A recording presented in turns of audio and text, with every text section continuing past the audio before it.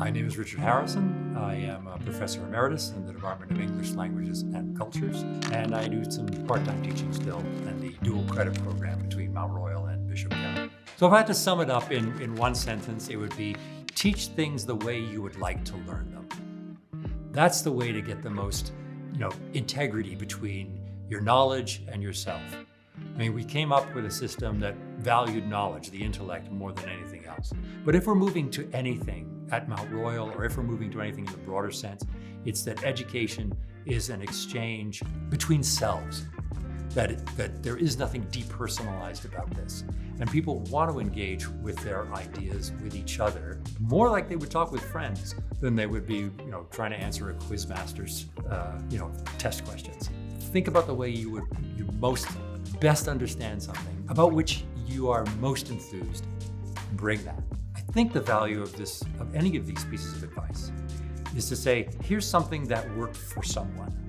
One of the things that I think makes literary analysis so difficult is that literature of any kind is taught as if it's an illustration to a children's book. For many people, the origin story of that approach is the Aesop's fable. The one everyone knows is the tortoise and the hare.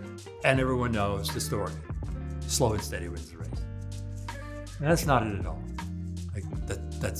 That was stuck on it by the Romans. This is a fable that comes from Greece, but it was stuck on it by the Romans because the Romans like doing that.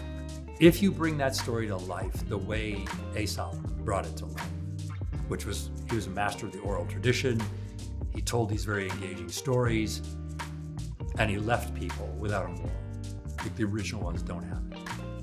So in order to bring something back to life, I can say all this, but imagine I have a puppet rabbit and I have a puppet tortoise, and we're gonna run around the classroom, and the tortoise is gonna be over here, and the students are gonna move them, and the hare is gonna be over here, and we'll interact and fall asleep over here.